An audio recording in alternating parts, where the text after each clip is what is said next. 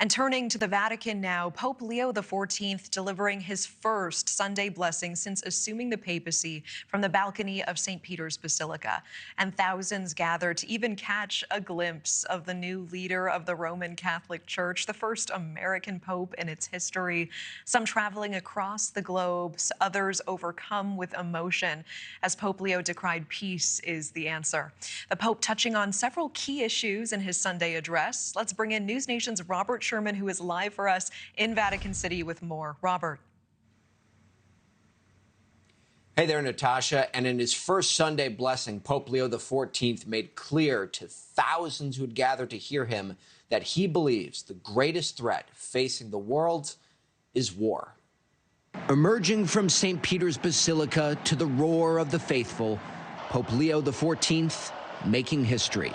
The first U.S.-born pope giving his first Sunday blessing from St. Peter's Square. With tens of thousands hailing from different homelands, each with their own perspectives and temperaments, shoulder to shoulder, together for this moment. The crowd size is pretty inspiring, just that many people unified from one single thing. All bearing witness to the pontiff's message of peace.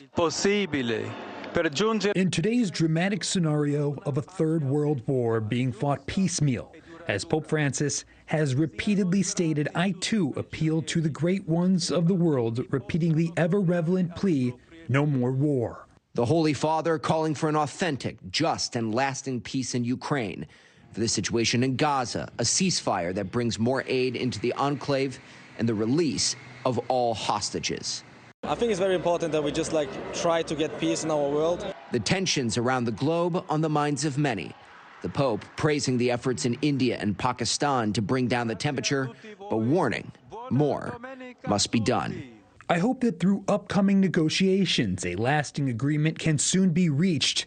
But how many other conflicts are there in the world? I entrust this heartfelt appeal to the Queen of Peace, so that she may present it to the Lord Jesus to obtain for us the miracle of peace.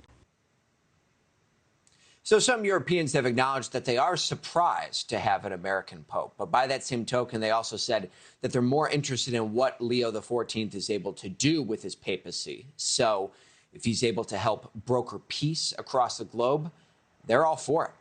Natasha? Yeah, and Robert, you've been there since the very beginning. You heard the Pope speak to the faithful today. What did you take away from the Pope's message? Yeah, I mean, the big thing here, Natasha, is that you really saw two separate tropes that he really attempted to hone in on. One was peace, as we talked about, but the other one was the issue of unity.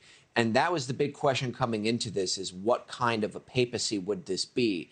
But many people here on the ground want to see unification, not just in the Catholic Church, but across the globe as well, and hoping he can continue to deliver on those messages. Natasha. NewsNation's Robert Sherman, who's been live for us all week long in Vatican City. Great reporting out there. Thank you. Thank you for watching. Subscribe below and download our NewsNation app right now on your phone, and you will get fact-based, unbiased news for all Americans.